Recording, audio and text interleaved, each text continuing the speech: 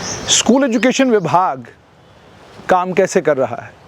क्या आपको जानकारी है इस बात की कि कई प्राइवेट स्कूल ऐसे हैं जिन्हें रिकग्निशन मिली ही नहीं है या जिनको इजाज़त ही नहीं थी फंक्शन करने की, सालों तक वो स्कूल चलते रहे और उनके खिलाफ कोई कार्रवाई नहीं हुई और कार्रवाई ना होने के कारण करोड़ों रुपए का जुर्माना जो इन स्कूलों का किया जाना चाहिए था नहीं किया गया। यानी आप स्कूल खोलते हैं, आप स्कूल खोलने के लिए इजाज़त स्कूल एजुकेशन विभाग से मांगते हैं, विभाग इजाज़त देने में विलंब करता है और जिस वक्त विभाग आपको इजाज़त देता है तब तक आपका स्कूल बिना Jammu Kashmir school education department की इजाज़त के चल रहा होता है। करोड़ों रुपए का जुर्माना करने का हुक्म कानून स्कूल एजुकेशन विभाग को देता है, लेकिन स्कूल एजुकेशन विभाग इन स्कूलों के खिलाफ कोई कार्रवाई नहीं करता, खामोश रहता है। वजह क्या है उसकी? क्या प्राइवेट स्कूलों का दबदबा इतना है, ताकत इतनी है और रौबदाब इतना है कि स्कूल एजुकेशन विभाग कोई कार्रवाई नहीं करता? और जब हम स्कूल एजुकेशन विभाग को याद कराते हैं कि राइट टू एजुकेशन के तहत आपने गरीब बच्चों को उनका हक अलग अलग प्राइवेट स्कूलों में दिलवाना है, तो स्कूल एजुकेशन विभाग ये कहता है कि हम ज़बरदस्ती प्राइवेट स्कूलों को राइट टू एजुकेशन का कानून मानने के लिए नहीं कह सकते हैं। प्राइवेट स्कूलों का अपना एक तरीका सलीका है काम करने का, हम उनके काम में अगर अमल दखल ज़्यादा करेंगे तो उसका नुकसान हो सकता है। यानी आप हैरान ये होते हैं कि क्या कानून बड़ा है या प्राइवेट स्कूलों की गुंडागर्दी बड़ी है? कानून बड़ा है या प्राइवेट स्कूल बिना स्कूल एजुकेशन विभाग के इजाज़त के चले और इस सब को देखते हुए एजुकेशन विभाग खामोश रहे? क्या ये अफसोस का मकाम नहीं है? हैरानगी इस बात पर होती है 237 के करीब स्कूल ऐसे रहे हैं पीछे इतिहास में, और ज़्यादा पुरानी बात मैं नहीं कर रहा हूँ, साल 2026 से पहले की बात मैं कर रहा हूँ। स्कूल एजुकेशन विभाग में लगभग 200 से ज़्यादा 237 के करीब स्कूलों की तादाद है। ये वो स्कूल हैं जिन स्कूलों ने इजाज़त मांगी थी स्कूल एजुकेशन विभाग से कि हमको स्कूल चलाने की इजाज़त दीजिए। स्कूल एजुकेशन विभाग उन फाइलों के ऊपर बैठा रहा लंबे वक्त तक, उन्हें कोई फैसला नहीं किया, इन स्कूलों के ऊपर कोई कार्रवाई नहीं हुई। या स्कूल एजुकेशन विभाग इस बात को जानता था कि नालायकी हमारी है, हम वक्त पर इन स्कूलों को रिकग्निशन नहीं दे पाए। अलग अलग डिपार्टमेंट, जिन डिपार्टमेंटों से इन स्कूलों को एनओसी लानी होती है, उन्होंने एनओसी देने में विलंब किया, उसके चलते स्कूल एजुकेशन विभाग भी खामोशी के साथ बैठा रहा।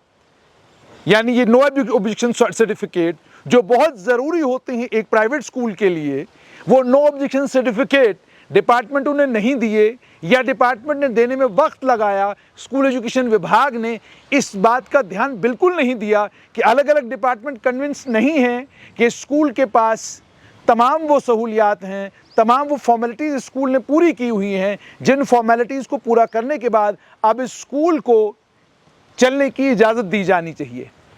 स्कूल एजुकेशन विभाग खामोश रहा, ना ही सरकार ने कोई ऑर्डर निकालकर, कोई सर्कुलर निकालकर अलग अलग लाइन डिपार्टमेंट्स को ये कहा कि आप एक साथ तमाम एनओसी इशू कीजिए।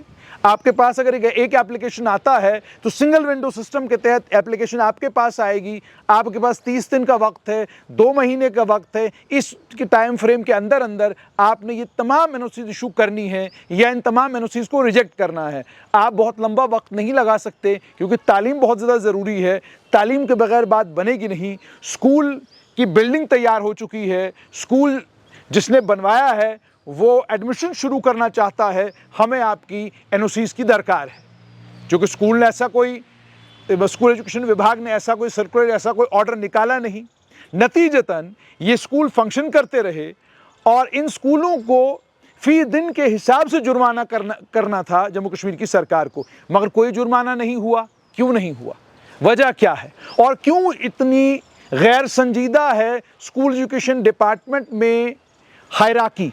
क्यों स्कूल एजुकेशन डिपार्टमेंट में अलग अलग क्रमों पर काम करने वाले कर्मचारी गंभीर नहीं हैं स्कूल एजुकेशन के कानून को लेकर? राइट टू एजुकेशन के कानून को लेकर। मैंने एक मिसाल आपको दी कि राइट टू एजुकेशन के तहत एक कोटा है जो गरीब और कमज़ोर परिवार के बच्चों के लिए है। वो कोटा ये तमाम प्राइवेट स्कूल उस कोटा को ना तो उस कोटा को ये लोग भरते हैं और ना ही उस कोटा की कोई जानकारी सरकार को देते हैं कि इतने गरीब बच्चों को हमने अपने स्कूल में एडमिशन दिलाई है। आप ये भी जानते हैं कि जम्मू शहर के हों या श्रीनगर शहर के हों, बड़े स्कूलों में जब आप एडमिशन के लिए जाते हैं तो कितने कानून हैं, कितने ज़ाब्ते हैं। वो तमाम चीज़ें राइट टू एजुकेशन की वायलेशन है। यानी आप माँ बाप का इंटरव्यू ले रहे हैं, राइट टू एजुकेशन कहता है आप नहीं ले सकते। आप बच्चे का इम्तिहान लेते हैं एडमिशन के लिए, राइट टू एजुकेशन कहता है आप नहीं ले सकते। सिर्फ इतना ही नहीं बल्कि इससे 2 कदम आगे बढ़ जाइए, राइट टू एजुकेशन कहता है कि स्कूलों में गरीब और कमज़ोर परिवार के बच्चों के लिए आपका एक कोटा रहेगा, आप उस कोटा को गरीब और कमज़ोर बच्चों को नहीं देते हैं। इस सब के बावजूद और ये सब जानते हुए सरकार जम्मू कश्मीर की मुकम्मल तौर पर इस मामले में खामोश है। और फी फिक्सेशन कमेटी ने भी अपने आप को महदूद कर रखा है फीस को फिक्स करने के लिए। उसके आगे वो भी नहीं बढ़ते, वो भी नहीं स्कूलों से पूछते आप बताइए गरीबों के लिए जो कोटा आता है आप उस कोटे को कैसे एग्जॉस्ट करते हैं।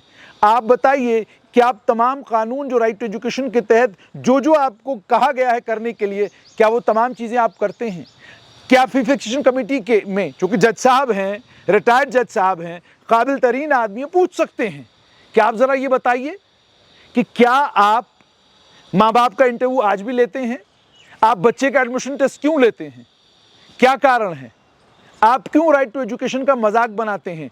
ये सब सवाल पूछने का काम स्कूल एजुकेशन विभाग, fee fixation committee, school education ministry उनका है। लेकिन ये जो करने के काम हैं, ये करने के काम नहीं करता स्कूल एजुकेशन विभाग। एक ही काम मुसलसल पिछले 70 साल से जम्मू कश्मीर में स्कूल एजुकेशन डिपार्टमेंट करता है, वो है ट्रांसफ़र और पोस्टिंग।